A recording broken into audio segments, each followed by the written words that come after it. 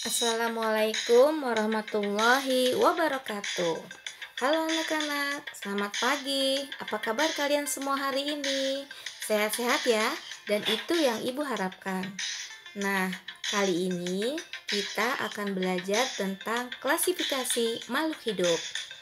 Pada pembelajaran yang lalu, kita sudah belajar tentang ciri-ciri benda hidup atau bergerak dan benda mati atau tidak bergerak, dan bahkan minggu lalu kita juga sudah belajar tentang ciri-ciri makhluk hidup.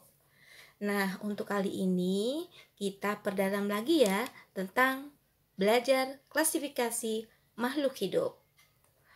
Nah, kalian sudah tahu ya bahwa di bumi ini banyak sekali makhluk hidup. Lalu, untuk mengenali serta mengamati sekian banyak makhluk hidup, bagaimana? Tentu sangat sulit ya. Nah, kita di sini akan mempelajari bagaimana mengetahui juga mengamati makhluk hidup tersebut meskipun banyak jenisnya. Kita mulai ya. Pernahkah kalian pergi ke pasar dan mengamati dagangan pasar? Banyak jenis perbedaan bukan? Antara lain, kalian melihat buah-buahan, sayuran, bahkan bahan pokok rumah tangga, semua terpisah berdasarkan jenisnya. Atau kalian pernah pergi ke kebun binatang? Apakah kalian lihat ada pencampuran hewan di sana? Tentunya tidak, bukan? Perhatikan setiap anggota tubuh hewan yang berbeda, habitat yang berbeda, juga jenis makanannya. Nah, bagaimana untuk mempermudah pengelompokan makhluk hidup tersebut?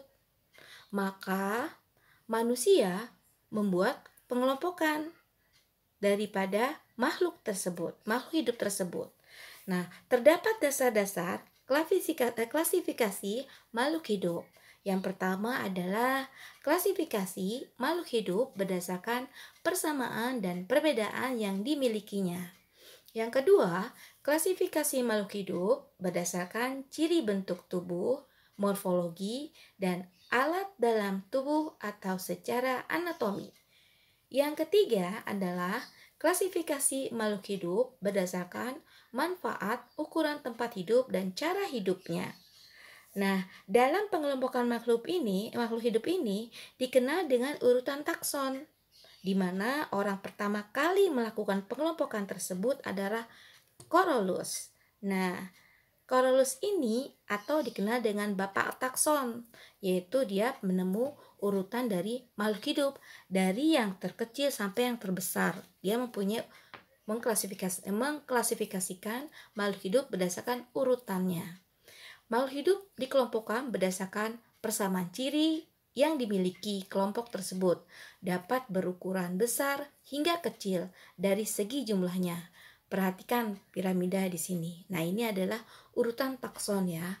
Urutan takson daripada Bapak Takson tadi, dimulai dari kingdom, kemudian divisi atau filum, kelas, bangsa, suku, marga, dan jenisnya. Nah, makhluk hidup di sini dikelompokkan berdasarkan persamaan ciri yang dimiliki kelompok tersebut, dapat berukuran besar hingga kecil dari segi jumlahnya. Nah, perhatikan piramida dari urutan takson hewan. Tertinggi adalah kingdom, kemudian filum, kelas, ordo, famili, genus, dan spesies.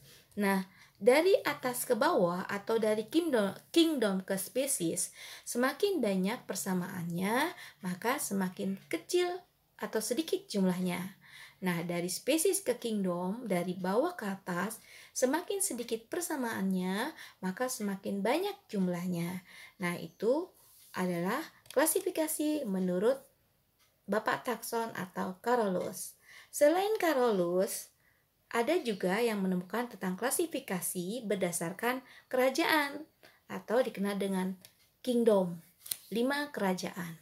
Apa saja? Kita lihat ya. Nah, ini adalah 5 kerajaan kingdom makhluk hidup, yaitu Kingdom Monera, Protista, Plantae, Animalia, dan Bungi. Kita bahas satu-satu ya. Pertama adalah Kingdom Monera. Kingdom Monera ini mempunyai ciri umum: 1. Tersusun atas satu sel atau uniseluler.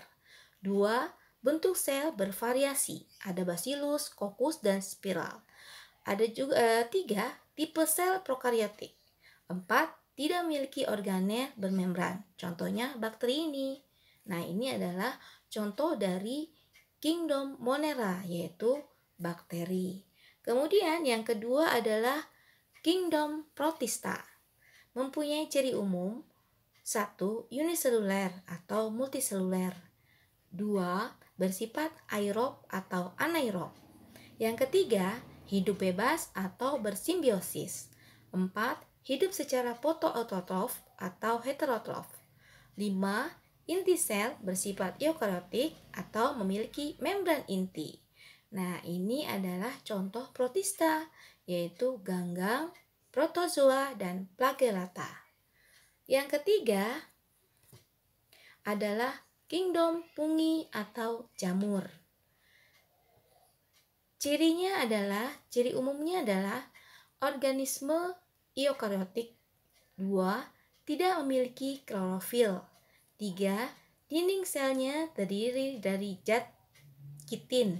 4. Bersifat heterotrof. 5. Tubuhnya ada yang uniseluler dan ada juga yang multiseluler. 6. Reproduksi secara aseksual dan seksual. Nah, keempat, Kingdom Plantae atau tumbuhan. Kingdom Plantae ini mempunyai 3, yaitu 3 jenis. 1. Tumbuhan lumut. 2. Tumbuhan paku. Dan 3. Tumbuhan berbiji. Tumbuhan berbiji terbagi 2, yaitu tumbuhan biji tertutup atau angiospermae. Yang kedua, tumbuhan berbiji terbuka atau gymnospermae. Tumbuhan biji tertutup ini misalnya, ini artinya bijinya terlindungi oleh bakal buah ya. Jadi bijinya diterlindungi oleh bakal buah. Itu contohnya seperti rambutan. Jadi bijinya di dalam daging buah. Nah, itu namanya biji tertutup. Manggis, mangga, jambu, ataupun pepaya. Nah, itu contoh tumbuhan biji tertutup. Artinya yaitu bijinya terlindungi oleh bakal buah.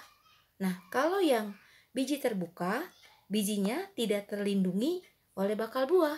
Contohnya melinjo, padi, jagung, ya. Nah, itu biji terbuka. Nah, kemudian yang terakhir adalah Kingdom Animalia atau hewan. Kingdom Animalia ini dibagi 2, yaitu 1. Vertebrata. Vertebrata ini artinya hewan bertulang belakang ya.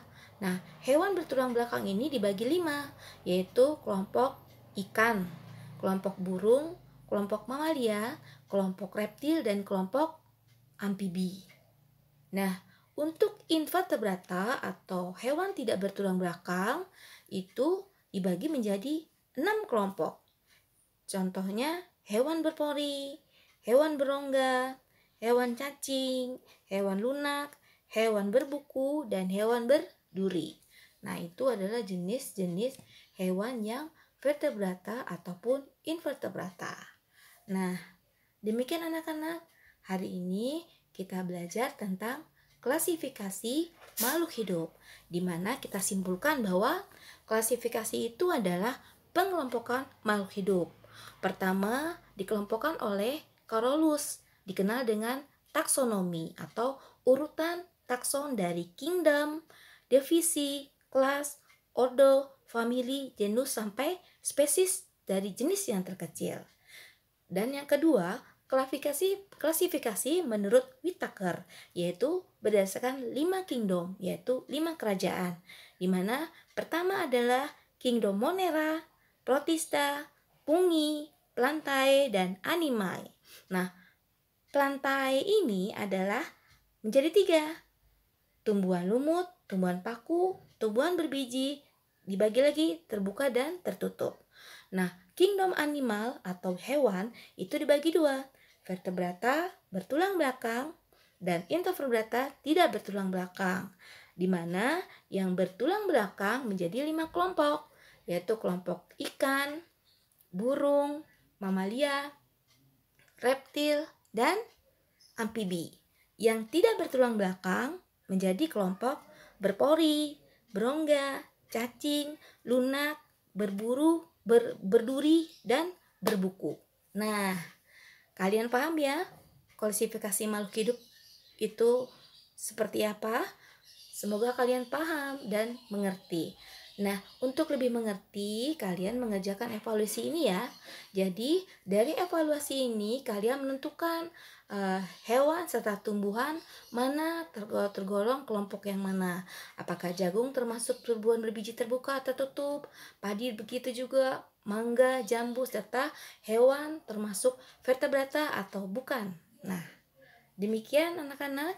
Ibu kira kalian paham dan mengerti dengan apa yang diterangkan kali ini.